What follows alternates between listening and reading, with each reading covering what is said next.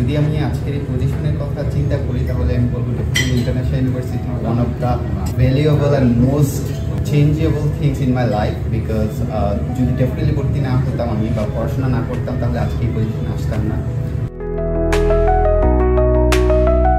Hello everyone, আমি রাহান উদ্দিন। আমি daffodil international university থেকে কম্পিউটার সায়েন্স অ্যান্ড ইঞ্জিনিয়ারিংয়ে 2018 সালের ফলে গ্রাজুয়েট হয়েছি।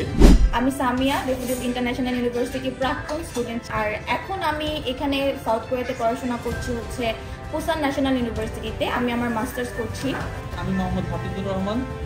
আমি আশিকুর রহমান। আমি ড্যাফোডিল ইন্টারন্যাশনাল ইউনিভার্সিটি থেকে bachelor of business administration department থেকে বিবিএ প্রোগ্রামে গ্রাজুয়েট হয়েছি। ড্যাফোডিলের ম্যাক্সিমাম সবাই আমরা অ্যালামনাই এবং আজকে চেয়ারম্যান স্যারও আমাদের সাথে জয়েন করেছে।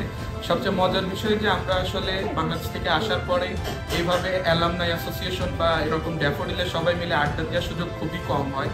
হয়তো অনেক সময় মিট হয় কিন্তু ওইভাবে আড্ডা দেওয়ার সুযোগ হয় না। কিন্তু সত্যি আজকে থ্যাংক ইউ চেয়ারম্যান স্যারকে যে উনি আসলে এরকম একটা ইভেন্ট অ্যারেঞ্জ করে। ওনারা অনেক বেশি কোলাবরেট করে স্টুডেন্ট এবং বাইরের দেশে নেটওয়ার্ক যে দুটোর মধ্যে যে ব্রিজ তৈরি করতে হয় সেই সুযোগটা করে দিচ্ছেন। আর আমি যদি সাউথ কোরিয়ার কথা বলি, south Korea one of the best country for IT.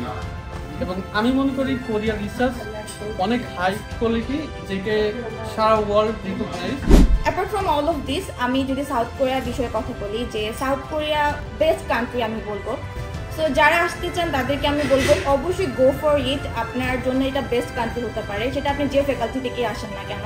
আমরা আছি এখানে, আমরা হচ্ছে ড্যাফোডিলের। সো আমরা একটা কমিউনিটি, এখানে একটা স্ট্রং কমিউনিটি। 18 শেষের দিকে মেইনলি রিসার্চের কাজে যুক্ত হই। এটা খুবই থ্যাঙ্কফুল যে ড্যাফোডিলের সিএসসি ডিপার্টমেন্টের ম্যাক্সিমাম যে প্রফেসর বা অ্যাসিস্ট্যান্ট প্রফেসর যারা আছেন ওনারা রিসার্চের প্রতি খুবই অ্যাট্রাকটিভ এবং তারা খুবই হেল্পফুল।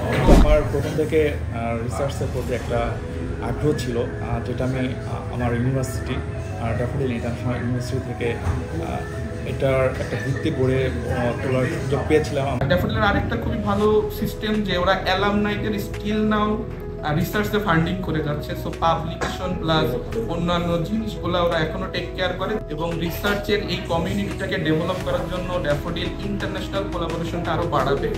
ভাষা নিয়ে অনেকে কনফিউজ থাকে, যেখানে তো আমি কোরিয়ান ভাষা পারি না, আমি কীভাবে যাব, কী করব।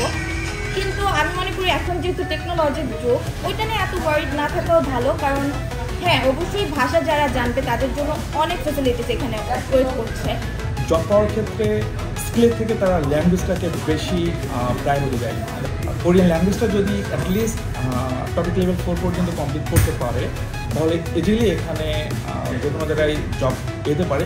আমি এই জায়গায় আসার পেছনে আমি মনে করি ড্যাফোডিলে অনেক বড় ভূমিকা রয়েছে এবং আমার মা বাবার দোয়া। অ্যাজ এ ড্যাফোডিলিয়ান হিসাবে স্টিল নাও আমি ড্যাফোডিল থেকে সাপোর্ট পাচ্ছি। সো আমি এটাও আশা করবো যে ড্যাফোডিল ইন ফিউচার এই জিনিসটা ধরে রাখবে। সো আমি সবাইকে বলবো যে আপনি যদি চান সাউথ কোরিয়াতে আপনার ক্যারিয়ার এস্টাবলিশ করার জন্য, মোস্ট ওয়েলকাম। আর এখানে এক্সেলেন্ট একটা কমিউনিটি আছে, আমরা সবাই আছি, ড্যাফোডিলে সবাই আছে। তো সবার জন্য বেস্ট ডিসিশন হবে আশা করি। এবং আমি গ্রেটফুল ড্যাফোডিল ইন্টারন্যাশনাল ইউনিভার্সিটির কাছে আমার আজকের এই পজিশনের জন্য।